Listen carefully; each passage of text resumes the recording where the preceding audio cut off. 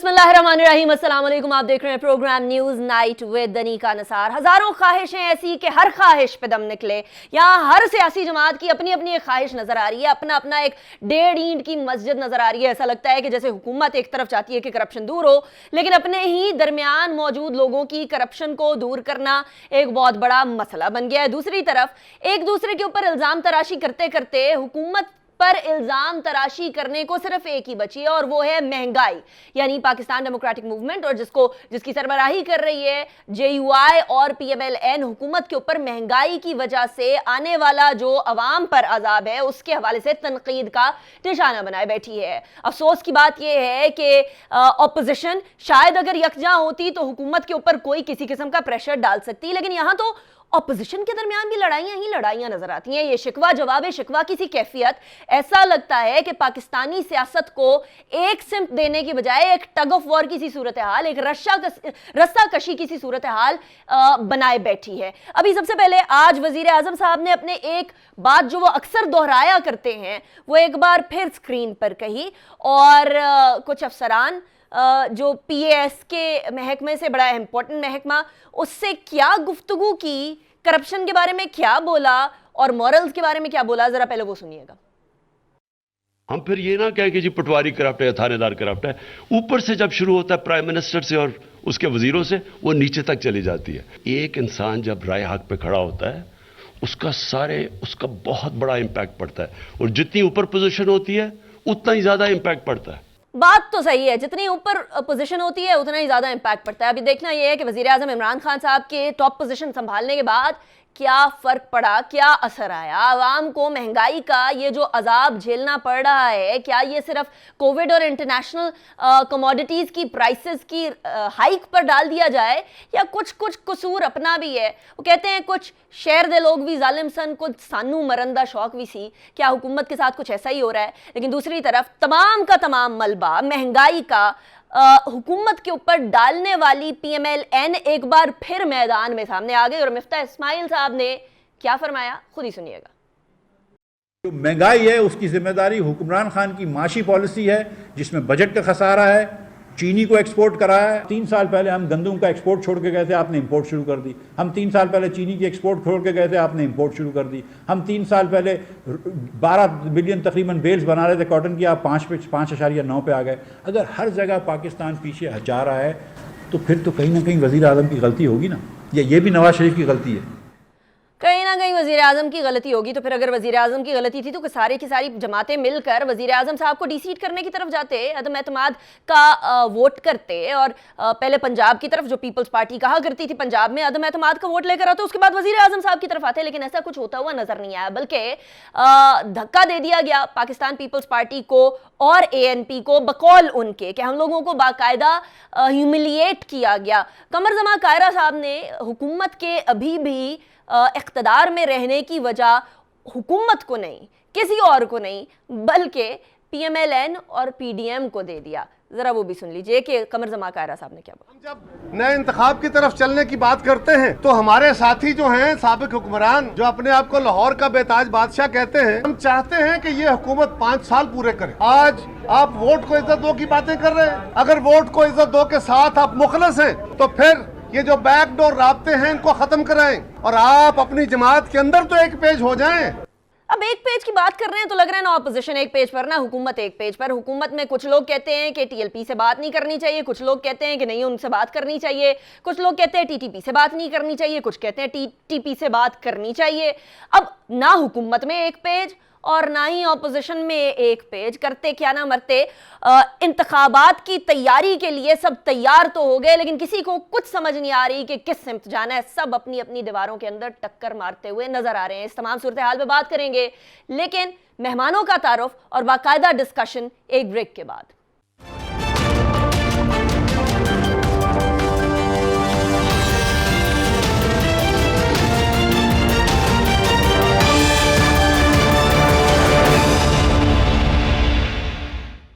Welcome back after the break. Break पे जाने से पहले हम बात कर रहे थे कि आज सियासी सूरत हाल किस तरीके से गर्मा गर्मी का शिकार रही, एक दूसरे के ऊपर इल्ज़ाम तराशियां भी होती रही, और उंगलियां भी उठाई जाती रही। हमारे साथ इस्लामाबाद स्टूडियोज में मौजूद है इब्राहिम खान साहब, पाकिस्तान तहरीक इंसाफ के रहनुमा हैं और MNA। बहुत शुक्रिया इब्राहिम खान साहब, आपने हमें ज्वाइन किया। हमारे साथ लाहौर से ज्वाइन कर रहे हैं ब्रिगेडियर रिटायर्ड फारूक हमीद साहब। बहुत शुक्रिया फारूक साहब, आपने हमें ज्वाइन किया, सीनियर एनालिस्ट। इसके अलावा अली गौहर बलोच साहब PMLN से ताल्लुक रखते हैं, उन्होंने हमें ज्वाइन करना है, लेकिन कहीं जिस तरीके से पीपल्स पार्टी को आसरा दिया था कहीं हमें भी ना आसरा दे दे और हम इंतजार ही करते रह जाएं। बहरहाल फैसल करीम कुंडी साहब भी हमारे साथ फोन लाइन पर मौजूद है, पाकिस्तान पीपल्स पार्टी से उनका ताल्लुक है। बहुत शुक्रिया कुंडी साहब, आपने भी हमें ज्वाइन किया। इब्राहिम खान साहब, सबसे पहले आपसे ही बात करते हैं, ये कितनी दफा हम सुनेंगे खान साहब के जरिए या दूसरों के जरिए कि करप्शन जो है बहुत बुरी चीज है और करप्शन का ट्रिकल डाउन इफेक्ट होता है, टॉप पर आदमी सही हो तो ट्रिकल डाउन इफेक्ट ऑटोमेटिकली होता है और मामला सही हो जाते हैं,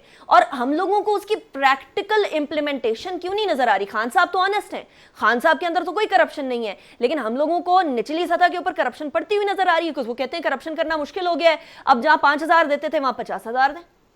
देखिए, इसकी जो खान साहब प्रिंसिपली बात कर रहे हैं उसमें कोई शक वाली बात नहीं है, उससे फ़र्क पड़ता है, लेकिन यहाँ पर उसका जो ट्रिकल डाउन इफ़ेक्ट वाली बात आती है तो उसमें खान साहब ने बात की है एक मुकम्मल उस हालत में कि एक गवर्नमेंट होती है, उसको पूरी मेजॉरिटी के साथ आप आवाम लेके आते हैं या कम से कम सिंपल मेजॉरिटी के साथ ही लेके आते हैं, तो उसके डिसीजन मेकिंग के तरीक़ाकार कुछ और होते हैं। लेकिन अगर आप सिंपल मेजॉरिटी में भी आपको पार्टीज़ को साथ मिला के और गवर्नमेंट फॉर्म करनी पड़े तो उसमें फिर आपके डिसीजन मेकिंग में भी काफ़ी जो है वो कमज़ोरियाँ जो हैं वो आ जाती हैं। और नतीजतन जो है खान साहब का जो आइडियालॉजी है, जो उनकी सोच है, जिसकी अभी भी उनकी तकरीर से भी रिफ्लेक्शन हर उनकी बात में होती है, आप उनकी 20 साल पहले की बात उठा के देखें, आज की सेम बात करते हैं, लेकिन प्रैक्टिकली उसकी इम्प्लीमेंटेशन जो है by the book is right, लेकिन प्रैक्टिकली उसके लिए जितना मैंडेट आवाम की तरफ से मिलना चाहिए था या जितना रिक्वायर्ड था वो उतना ना मिल सका, और नतीजतन एक वीक विकेट पे हुकूमत के साथ जो है वो मामलात को चलाने की वजह से। I am sorry, I am cutting you short. अगर आप लोगों को हुकूमत में आते ही ये अंदाजा था कि ये हुकूमत वीक विकेट पे है, इधर वो पिच नहीं है जहां छक्के चौके मारे जा सकें, तो फिर आप लोगों ने वो वादे हम लोगों से क्यों किए कि हम ये करेंगे, हम वो करेंगे, 100 दिन के अंदर हम ये करके दिखाएंगे। 100 दिन के बाद एक बहुत बड़ा इवेंट, मेगा इवेंट भी हुआ था यहाँ जिना कन्वेंशन सेंटर के अंदर, हमें बताया गया था कि देखें जी ये चीजें शुरू हो गई, ये चीजें जो है वो कुछ हद तक इसके ऊपर कार्रवाई स्टार्ट हो चुकी है। Exactly. नहीं, हमने जो कहा था हम आज भी उस पर कायम है कि हम वो करना चाह रहे हैं और वो करेंगे, लेकिन उसमें मैं अर्ज कर रहा हूँ ना, उसमें देखें जो मैंने आपको जो गवर्नमेंट की बनना और उसका जिस माहौल में है हमारी मेजॉरिटी का मकसद को 10-12 की मैक्सिमम हमारे पास फेडरल गवर्नमेंट में भी और पंजाब में भी सेम वे, कोई ज़्यादा इतनी बड़ी वो मेजॉरिटी नहीं, और वो भी अपने एलाइज़ को साथ लेके, अकेले नहीं हैं। तो इन हालात में मकसद है कि जो बेस्ट कर सक रहे हैं प्राइम मिनिस्टर ऑफ पाकिस्तान, वो अपनी कोशिश कर रहे हैं। एक्सपोर्ट पे उनका था, आपकी जो है मैन्युफैक्चरिंग इंडस्ट्री की मिसमैनेजमेंट रोक लें। उस्मान बुजदार साहब आपके सामने हैं, गंदम भेज देते हैं, गंदम मंगवा लेते हैं, चीनी का क्या होता है कुछ समझ नहीं आती है। मैं अब उस पर थोड़ा सा अर्ज करना चाहूँगा, खसूसी तौर पर चीनी भी मिफ्ता साहब अभी फरमा रहे थे कि जी हमारे दौर में चीनी एक्सपोर्ट होती थी, उस वक़्त किसान का खून चूसा जाता था, 180 रुपये रेट था और किसान को 125 रुपये दे के मिलों वाले ये चीनी जो है वो सारी लेके, इतना इनके पास कुशन होता था कि उसको एक्सपोर्ट भी करते थे। अब जब से हमारी गवर्नमेंट आई है, चीनी का रेट, अपना गन्ने का रेट जो है वो 125 से हम उसको ले गए 300 रुपये मन पे, और इस वक्त किसान जो है, जो गन्ने के जितना भी काश्तकार है, उसका उसकी मेहनत का उसको पूरा मुआवजा मिल रहा है। आपकी जो और चीनी का आप उसको भी 3,000 से 8,000 रुपए पे ले गए। डीएपी की एक बोरी की बात मैं अर्ज करता हूँ, डीएपी क्योंकि पाकिस्तान में बनती नहीं है, 90% जो है वो इम्पोर्ट होती है, डलती पाकिस्तान में है, महंगाई बाहर से जाती है, जैसे डॉलर का रेट बढ़ता गया है उसके साथ वो बढ़ती गई है। लेकिन उसकी मिसाल मैं ऐसे दूंगा, इनके दौर में 2500 रुपये मन थी कपास, आज कपास का रेट 7500 रुपये मन है, और डीएपी भी 7500 रुपये मन है। डीएपी को इतनी नहीं डलती कि उसका इतना ज़्यादा इम्पैक्ट आए टोटल फसल की एक्सपेंडिचर्स पे।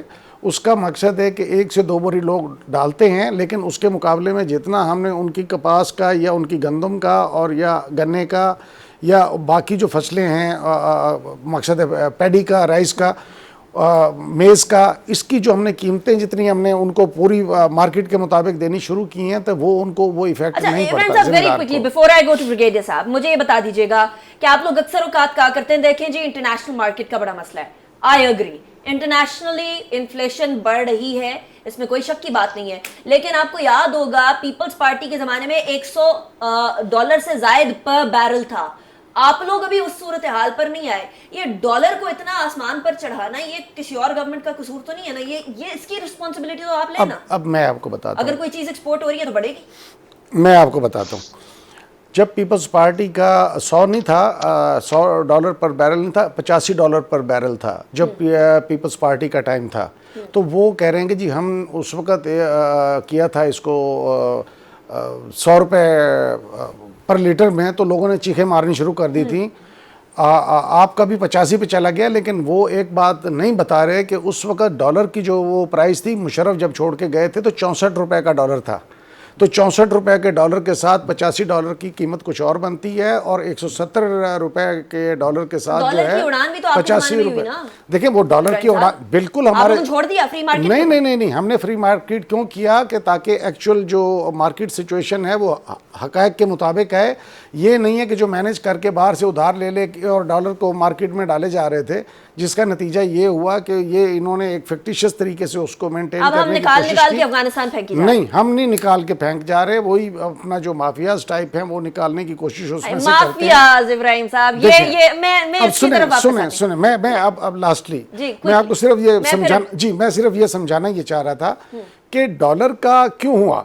जब आपने 6,000 अरब से उठा के उसको 30,000 अरब पे ले गए, अब उसकी जब किस्तें देने का वक्त आया और आपको फिर वो रकम रिक्वायर्ड है, और आप फिर उसको उठा के उधार को उतार की किस्तें उतार रहे हैं, तो फिर उसमें इन्फ्लेशन होनी है। जब आप नोट छापेंगे उसको उतारने के लिए तो इन्फ्लेशन होनी है। ठीक है। अब ये उधार किसने उठाए थे? ये इन्होंने उठाए थे, हमने 3 साल में नहीं उठाए। चले ठीक है। मैं फारूक हमीद साहब की तरफ जाऊंगी, उसके बाद सेनेटर ज्ञानचंद साहब भी पाकिस्तान पीपल्स पार्टी के हमारे साथ मौजूद हैं, उनसे भी बात करेंगे। लेकिन फारूक साहब, सबसे पहले ये हम माफियाज की बात बहुत सुनते हैं, पाकिस्तान में यकीनन माफियाज होंगे, इसमें कोई शक की बात नहीं है। एंड ये सिर्फ पाकिस्तान का किस्सा नहीं है, ये तकरीबन तमाम मुमालिक का किस्सा है कि हर जगह पर कोई ना कोई माफिया मौजूद होता है। लेकिन माफियाज को लगाम किसने डालनी होती है, और जिसने डालनी होती है वो लगाम डाल सक रहा है? बिस्मिल्लाह, बहुत शुक्रिया। माफियाज होंगे नहीं, माफियाज हैं। और माफियाज जो हैं वो पाकिस्तान में चंद नहीं है, यहाँ पे हर स्फीयर ऑफ लाइफ में माफियाज मौजूद हैं। जब से पीटीआई आई है, हम तो माफियाज और इमरान खान की एक मुसलसल एक जंग जो है वो देखने कशमकश है कि कौन किसको पहले गिराता है। ठीक है ना? आप शुगर माफिया का अगर एक एग्जाम्पल मैं आपको दूं तो ये कम से कम आप जो भी कहें, लेकिन पाकिस्तान की तारीख में एक चीज़ हमने नहीं देखी पहले, एंड आई एटलीस्ट मैंने तो प्रेसिडेंट अयूब खान का दौर भी देखा है कि जब चीनी 25 पैसे बढ़ी थी और तो कैसे पाकिस्तान में एक तहरीक चल पड़ी थी, लोग बाहर निकल आए थे। लेकिन यहाँ पे जो एक अच्छी चीज़ मैं देख रहा हूँ कि शुगर माफिया को इन्होंने हाथ डाला, इन्होंने शुगर कमीशन बनाया, कंपटीशन कमीशन ने और ये तमाम FI लोगों ने पूरे आइडेंटिफाई किए जो माफिया के स्टॉलवर्ड्स थे, लीडर थे, उन पे 45-55 अरब रुपए का कंपटीशन कमीशन ने फिर एक जुर्माना भी किया। साहब हुकूमत का हिस्सा है फारूक साहब। आ रहा हूं अभी नैब ने कुछ दिन पहले परवेज खटक साहब को, आमिर कियानी साहब को बरीउज़्ज़िम्मा करार देकर साइड पे कर दिया। तो ये एहतसाब अक्रॉस द बोर्ड वाला मामला तो चलना चाहिए ना? मैं एक जुमला उधर भी मैं उस तरफ आ रहा हूं, मुझे ये जुमला मुकम्मल करने दें। चाहे PTI हो, चाहे पीपल्स पार्टी हो, चाहे PMLN हो, यही लोग हैं जो मुख्तलिफ माफियाज जो हैं वो पाकिस्तान में चला रहे हैं मुख्तलिफ शोबों में। आपने शुगर का बता दिया, जहांगीर तरीन, खुसरो बख्तियार, नून लीग के शरीफ फैमिली, ब्ला ब्ला, जरदारी फैमिली, ये सारे लोग। सो देखें, जो सीन मैंने चंद दिन पहले या पिछले 3 दिन से देखा है, जिसको मैंने भी बड़ा एडवोकेट किया है, काफी इन्होंने जखीरा जो पकड़ा है ठीक, वो इन्होंने सड़कों पे लाके रखा है और लोगों को कहा ये है वो तुम्हारा होर्डेड ये जो चोरी शुदा शुगर, ये 90 रुपए में हम आपको बेच रहे हैं चीनी। अब आपने इत्तेसाब की बात की, ये बात सही है कि ट्रिकल डाउन इफेक्ट नहीं हुआ। क्यों नहीं हुआ?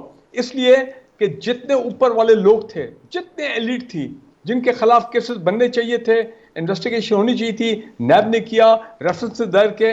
अब अगर आपका अदलिया, आपका लीगल सिस्टम ही प्ले ना करे, आपके एहतसाब का सिस्टम जो है, मैं जुडिशरी के हवाले से बात कर रहा हूँ, जब वही अपना रोल अदा नहीं कर रही तो ये गवर्नमेंट क्या कर सकती है, नैब क्या कर सकती है, शोरी डाल सकते हैं ना। So my point is this कि देखें, अगर टॉप लोग जेल में होते इस वक्त, सही मानों में 10 साल जेल, 15 साल जेल, तमाम अपने जायदादें जब्त, उसका ट्रिकल डाउन इफेक्ट होना था। लेकिन क्योंकि वो पिछले 3 साल में नहीं हुआ तो उसका ट्रिकल डाउन इफेक्ट जो है वो नहीं आया। चलें, मैं फारूक साहब आपकी तरफ वापस आऊंगी, लेकिन मुझे अभी सेनेटर ज्ञानचंद साहब की तरफ जाने दें। सेनेटर साहब, हुकूमत के मसले, हुकूमत के महंगाई को ना संभाल सक रहे होना, ये सिर्फ ऑपोजिशन नहीं बल्कि हुकूमत के अपने लोग कह रहे हैं कि महंगाई वाकई में ज्यादा है और हलकों में जाने में दुश्वारी हो जाती है, लेकिन ऑपोजिशन मिलकर कोई लाहे अमल नहीं ला सक रही। आज बड़े ताबड़तोड़ किस्म के हमले किए कमर जमा कायरा साहब ने कि देखें जी पीएमएलएन ने ये गड़बड़ की, वो हुकूमत को बचा रहे हैं, लेकिन यही इल्जाम तो आप पर भी लगता है। बहुत सारे इल्जाम हैं, लेकिन महंगाई है और ये जो माफियाज कह रहे हैं वो सब हुकूमत के ऐवानों में पल रही है। हुकूमत के इदारे कैबिनेट में के मेंबर्स बनाए जा रहे हैं। बड़ी मासूमियत से बात की जाती है कि कमीशन, शुगर कमीशन बनाया गया, उसका ये हुआ, उसको ये हुआ, लेकिन उसमें जिन लोगों की तरफ उंगलियां उठी, जिन लोगों को इस पूरे माफियाज का सरगना पाया गया, वो लोग तो इमरान खान के साथ बंदी गला में बैठे हुए हैं, वो उनकी हुकूमत को सपोर्ट कर रहे हैं। ये माफियाज अजीब किस्म की माफियाज हैं जो हुकूमत को गिरने भी नहीं देती है और हुकूमत उनको छोड़ने के लिए भी तैयार नहीं है, लेकिन सब आजाद हो रहे हैं। अब मालम जब्बा का केस वो नहीं चल पाता। ये जो ड्रग्स के हेल्थ के क्यानी साहब के वो केस नहीं चलेगा। खुसरो बख्तियार पे हाथ नहीं डालेगा। आसिफ जरदारी जेल में जाएंगे, शहबाज शरीफ जेल में जाएंगे, खुर्शीद शाह जेल में जाएंगे 2-2 3 साल। आप क्या चाहते हैं? पूरी अपोजिशन को जेल में डालकर फिर इमरान खान का तो I am sorry, I am cutting you short here. कल आपने हमाद अजहर साहब की प्रेस कॉन्फ्रेंस सुनी होगी, उसके अंदर वो कह रहे हैं माफिया सिंध में भी हैं। आप लोगों ने शुगर मिल्स के बॉयलर्स को, चलते हुए बॉयलर्स को बंद करवाया और बंद करवाने के बाद जो है वो चीनी बनना बंद हो गई, क्रशिंग बंद हो गई, जिसका सीजन आ चुका है, अक्टूबर के मिड में आना था। तो माफियाज तो आपको भी कह रहे हैं सेनेटर ज्ञानचंद साहब। देखिए, इनको तो यही कमेंट्री करनी है ना कि इंडिया में क्या रेट है, अमेरिका में क्या रेट है, महंगाई उधर भी बढ़ रही है, उधर भी बढ़ रही है। भाई उधर लोगों की फीकस आमदनी क्या है, वहाँ का लिविंग स्टैंडर्ड क्या है, वहाँ पे फैसिलिटीज क्या है, और यहाँ पे आप डॉलर को भी महंगा कर दें, आप हर चीज को भी महंगा कर दें, आप जो है फिर पूरा का पूरा मलबा डाल दें अपोजिशन पे, भाई वो चोर है, वो डाकू है। भाई वो चोर डाकू आपने गिरफ्तार भी किए, उन पे केसेस भी चल रहे हैं, अपने साथ जो डाकू बिठाए उनको आप रिलीज भी कर रहे हैं, उनकी कोई इंक्वायरी नहीं हो रही है। ये तो दूध के धुले हुए हैं, लेकिन इनसे हुकूमत नहीं चल रही है। यही हम कह रहे हैं, लोगों का जीना उन्होंने तंग करके कौन चलाएगा हुकूमत? सेनेटर साहब, ये सवाल है, क्या आप लोगों से सिंध की हुकूमत चल रही है या नहीं, ये भी सवाल है। लेकिन एक ब्रेक के बाद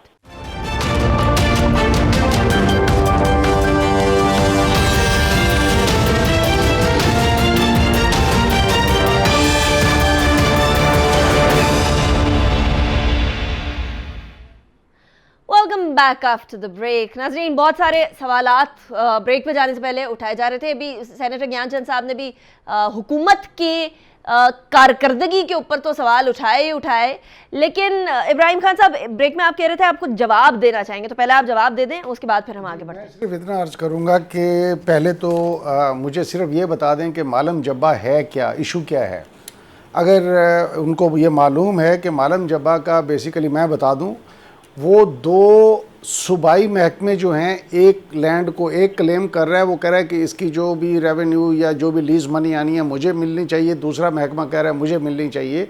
इसमें जो उस वक्त के वज़ीर आला थे उनका कोई लेन देन नहीं है, वो 2 महकमों के दरमियान टग ऑफ वॉर है कि किसको चाहिए। एक इस वजह से उनको वहाँ से हटाया गया, साबिक जो वज़ीर आला वो वहाँ के थे।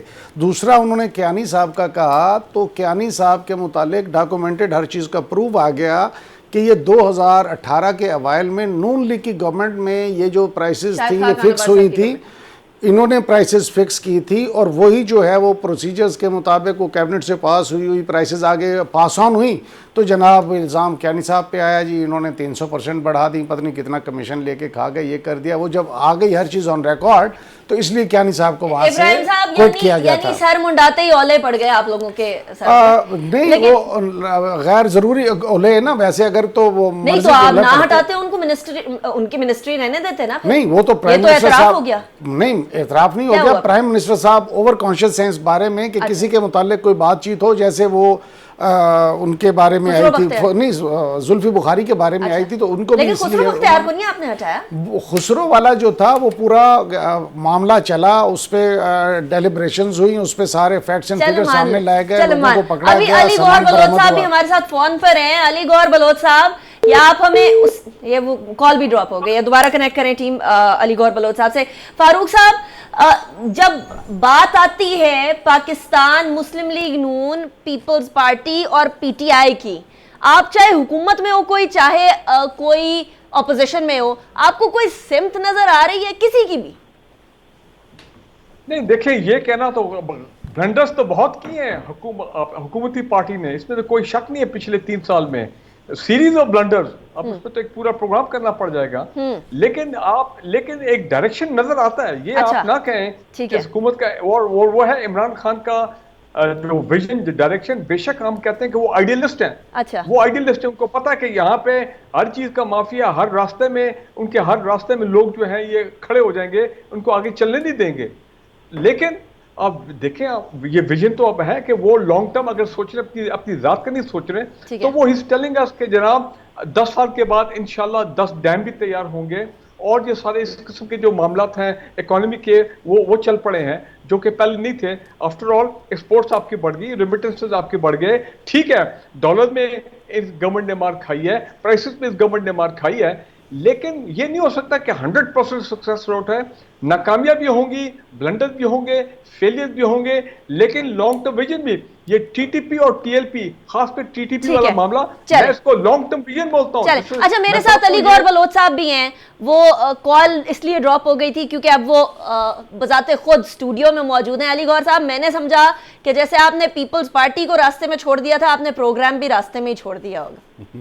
तो पहले तो इधर से आगाज करते हैं ना जी। बिस्मिल्लाहिर्रहमानिर्रहीम जी। बिल्कुल, हमने मुत्तहिदा अपोजिशन में तमाम पॉलिटिकल पार्टीज़ इकट्ठी हैं और आपके प्रोग्राम्स भी आपको पता है कि स्टूडियोज में आके ज्वाइन करता हूँ। अभी जॉइंट अपोजिशन मीटिंग थी तो इस वजह से थोड़ा सा लेट हो गया। मैं नो प्रॉब्लम। लेकिन आपने कहा हम तमाम जमातों को इकट्ठा लेकर चलते हैं। आज आपने वो लफ्जी बमबारी सुनी है जो कमर जमा कायरा साहब ने की है कि आप लोगों की वजह से हुकूमत बैठी है। हम कहते थे गिनाएं, हम कहते थे अदम एतमाद की तहरीक लेकर आए पंजाब में, उसके बाद विफाक के अंदर। आप कहते थे, आपको शौक था कि जी नहीं, हुकूमत का जो टाइम है वो पूरा होने दें, 2023 के इंतखाबात का वेट करेंगे। सारा मलबा तो आप पे डाल दिया, आप कह रहे हैं हम सारे इकट्ठे हैं। देखें, गुजारिश ये है कि तमाम पॉलिटिकल पार्टीज़ हैं और एक पार्टी में जब कोई एक मसला मतलब है कि उस पर मशावरत का अमल जब होता है तो आपके इल्म में है कि विद इन पार्टी भी मुख्तलिफ़ लोगों को मुख्तलिफ राय होती है, लेकिन असल ये होता है कि एक एजेंडा हमारा सबका इकट्ठा है और एक बात पर हम तमाम पॉलिटिकल पार्टीज़ जो हैं वो मुत्तफ़िक़ हैं कि जो मौजूदा हुकूमत है ये मतलब है कि महंगाई की वजह से, और ज़ाहिर है महंगाई की वजह जो है बुनियादी वजह यही है कि इनकी काबीना में बैठे हुए वज़रा की बहुत बड़े बड़े करप्शन के स्कैंडल्स हैं और हुकूमत इंतज़ामी अमूर में भी हुकूमत जो है तमाम मामलात में नाकाम हो चुकी है और पूरा मुल्क जो है इस हुकूमत के होते हुए एक फेलियर की तरफ जाता हुआ नज़र आ रहा है। और अब तो अवाम की महंगाई ने और गुर्बत ने और बेरोज़गारी ने मतलब है कि ये अगर कहा जाए कि अवाम की चीखें निकल गई गई हैं, तो ये कोई बिल्कुल बजा बात है। अली साहब, चाहे पीटीआई ने बड़े अपने पाँव पे कुल्हाड़े मारे होंगे, लेकिन आप लोगों ने हमेशा मरहम पट्टी की है। अगर कोई और ऑपोजिशन होती ना, मामला शायद कहीं और का कहीं और होता। लेकिन आप कह रहे हैं बहुत सारे वुज़रा के करप्शन के स्कैंडल हैं। किन किन करप्शन स्कैंडल्स की बात कर रहे हैं? आज तक मालम जब्बा, आज तक अद्वियात की कीमतों की जब भी बात आती थी तो उसको करप्शन स्कैंडल के तौर पर देखा जाता था। अब वो that is a story of past now. देखिए, स्टोरी पास्ट की तो आप नहीं कह सकते, क्योंकि अभी से इस हुकूमत के 3 साल हुए हैं और आपको पता है कि ये हुकूमत तो चल ही नैब न्यादी गठजोड़ की वजह से रही है, आपके बिल्कुल इल्म में। और जिस तरह से अभी आपको पता है कि कवानीन को बिल्डोज करके और लेजिस्लेशन को बिल्डोज करके ऑर्डिनेंस के ज़रिए कभी नैब के जो चेयरमैन का चुनाव, कभी उसका जो तरीक़ेकार है, और नैब में जिस तरह से अमेंडमेंट करके इन्होंने ऑर्डिनेंस के ज़रिए अपने आप और अपने वुज़रा को दिया। और जिस तरह से नैब के चेयरमैन ने तो खुद बयान दिया था कि अगर मैं मतलब है कि इन इक़्तिदार वाली इस हुकूमत के और इनके वुज़रा का अगर मैं एहतसाब करूं तो इनकी हुकूमत गिर जाएगी। तो गुजारिश करने का मकसद है कि अगर नैब इनका एहतसाब करने के लिए तैयार नहीं है और नैब गठजोड़ के ज़रिए ये हुकूमत चल रही है, तो उसका मतलब ये नहीं है कि अद्वियात का स्कैंडल पुराना हो जाएगा, चीनी और आटे का स्कैंडल पुराना हो जाएगा, बीआरटी पिशावर का स्कैंडल पुराना हो जाएगा। लेकिन अद्वियात की कीमतें बढ़ने का फैसला शाहिद खान अब्बासी साहब की गवर्नमेंट में किया गया, या आमिर कियानी साहब ने एक्सप्लेनेशन दी, इस एक्सप्लेनेशन को दुरुस्त साबित मतलब माना गया। केपीके की पूरी काबीना ने मिलकर फैसले किए, वो भी सामने आ गई चीज। अद्वियात की कीमतों को बढ़ाने के लिए सुप्रीम कोर्ट ने इजाजत दी, वो भी आमिर कियानी साहब के डिफेंस के अंदर एक बड़ा तगड़ा पॉइंट बनता। नहीं, देखें, बात ये नहीं है, अभी तक इस मसले के ऊपर तो प्रॉपर इंक्वायरी, नैब ये बताए कि उन्होंने क्या इंक्वायरी की इन मामलात के ऊपर। नैब पे तो हमारा बिल्कुल क्लियर स्टांस है कि वो मतलब है कि सिर्फ और सिर्फ उनका मकसद अपोजिशन के साथ विक्टिमाइजेशन करना और झूठे मुकदमात बनाना है। वो जो हुकूमत में बैठे लोग वुज़रा हैं, उनकी इंक्वायरी कहाँ करते हैं? इनके लिए तो कोई जुडिशल कमीशन बनना चाहिए जो एहतसाब करे नैब में भी बैठे हुए उन लोगों का जो कि मतलब है कि हुकूमती लोगों का और वुज़रा का एहतसाब नहीं कर रहे और उनको करप्शन करने की खुली इजाज़त दी हुई है, और उन नैब में बैठे हुए उन लोगों का भी एहतसाब होना चाहिए। और साथ ही साथ इस बात पर भी कमीशन बनना चाहिए कि जो अपोजिशन के लोगों के खिलाफ मुकदमात बनाए गए, जो झूठे मुकदमात बनाए गए, उसके पीछे पसे पर्दा स्टोरी क्या थी, और उनकी शफाफ तरीके से दोबारा इंक्वायरीज की जाए और पता चले कि दूध का दूध और पानी का पानी हो। ये नैब अदालतों में जाकर साबित क्यों नहीं कर पाता अगर जब ये झूठे इल्जाम लगाता है और सिर्फ ऑपोजिशन को कॉर्नर करने के लिए? Point noted. मैं इब्राहिम खान साहब से जवाब लेने से पहले सेनेटर ज्ञानचंद साहब आपकी तरफ जाऊंगी।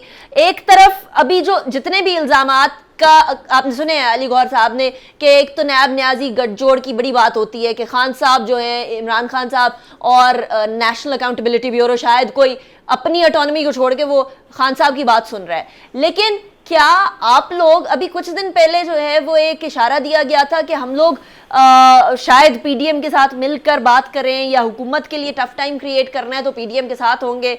आज आप लोगों ने फिर से पीडीएम के अगेंस्ट बात की है। क्या इसका मतलब ये है कि हुकूमत को कोई भी चैलेंज है, आप ये इंश्योर कर रहे हैं कि वो चैलेंज हुकूमत को फेस ना करना पड़े, हुकूमत को हुकूमत करने के लिए एक रास्ता क्लियर मिल जाए? Is that entire statement should be taken like?